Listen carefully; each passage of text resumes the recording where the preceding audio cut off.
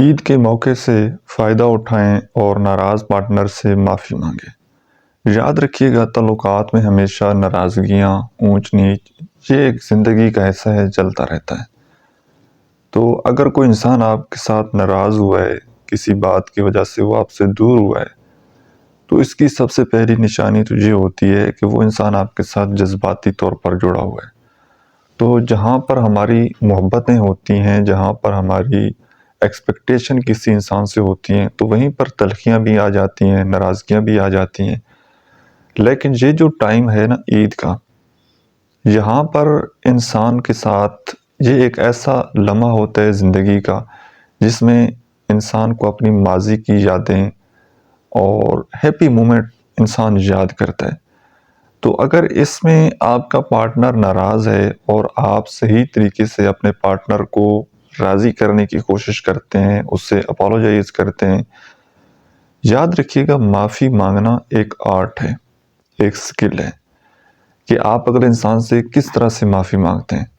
بڑے لوگ آپ نے دیکھے ہوں گے نا کہ وہ بڑے فارمل طریقے سے کہ جی آئی ایم سوری، بس اتنی سی بات بولتے ہیں اور بات کو ختم کر دیتے ہیں۔ اگلا بندہ مان گیا تو ٹھیک ہے، نہ مانا تو پھر وہ اپنے گھر، یہ اپنے گھر۔ تو اس طرح سے نہیں آپ نے معافی مانگنی، آپ نے اگلے بندے کو محسوس کروانا ہے۔ یہ میں آپ کو ایک جسٹ کہہ لیجئے کہ ایگزامپل کے طور پر یہ بات بتا رہا ہوں۔ آپ نے پھر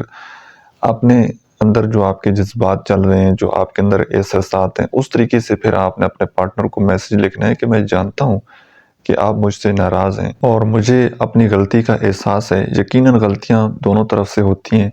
لیکن میں آپ کے ساتھ رشتہ چلانا چاہتا ہوں۔ جس طرح ہم پہلے ہمارا تعلق تھا، ہم ویسے بننا چاہتے ہیں۔ تو اگر جتنی بھی آپ کے دل میں میرے لیے نفرت ہے، غصہ ہے، تو ان ساری چیزوں کو آپ دل سے نکال دیں اور میں آپ کے پاس آ گیا ہوں۔ ہم دوبارہ سے وہیں سے اپنے تعلق کو شروع کریں گے، جس طرح ہم پہلے تھے ہم ویسے ہی رہیں گے۔ آپ نے اگلے انسان کو تھوڑی سی امپورٹنس دینی ہے، تھوڑا سا اگلے بندے کو ویلیو دینی ہے، اہمیت دینی ہے، اور اس کو بتانا ہے کہ وہ آپ کی زندگی کے لیے کتنا اہم ہے، کتنا امپورٹنٹ انسان ہے وہ آپ کے لیے۔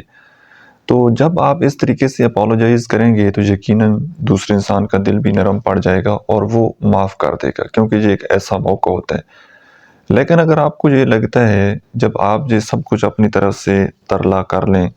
اور ہر طرح سے منانے کی کوشش بھی کر لیں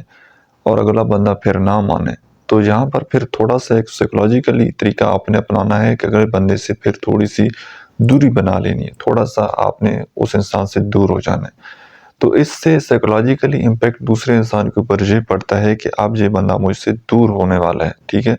تو اس کو آپ کے اندر ایک کھونے کا ڈر پیدا ہوتا ہے، کیونکہ جو انسان آپ کے ساتھ نفرت بھی کرتا ہے نا، جس انسان کو آپ کے اوپر غصہ بھی ہے، تو وہ سوچتا تو آپ کے بارے میں ہے، تو اس کو آپ کے اوپر غصہ ہے نا، مطلب اس کی زندگی میں آپ کا کچھ نہ کچھ کردار تو ہے ہی، پازیٹیو نیگیٹو کچھ نہ کچھ تو وہ آپ کو امپورٹنس دے رہا ہے، چاہے اگر محبت سے نہیں دے رہا تو وہ نفرت کر رہا ہے، تو سوچ تو آپ کے بارے میں رہا ہے نا، ٹھیک ہے۔ تو پھر تھوڑا سا آپ نے اگلے بندے سے دور ہو جانا ہے، اس کو اگنور کر دینا ہے۔ ایک دفعہ جب آپ نے کوشش کر لی ہے تو اس کے بعد اگر اگلا بندہ نہیں مان رہا، اگر کوئی آپ کے درمیان کوئی میوچل فرینڈ ہے، کوئی ایسا بندہ ہے کہ جو آپ کے تعلقات کو بہتر بنا سکتا ہے پروفیشنل طریقے سے، یا آپ کی اپنی فیملی میں کوئی ایسا انسان ہے، تو بڑی اچھی بات ہے، آپ اس تھرڈ پرسن کو انوالو کریں جو آپ دونوں کا ہمدرد ہو، دونوں کا دوست ہو، تو اس کے ذریعے بھی آپ تعلقات کو ٹھیک کرنے کی کوشش کر سکتے ہیں۔ لیکن اگر نہیں ہوتے تو پھر اپنے آپ کو کوسیں مت،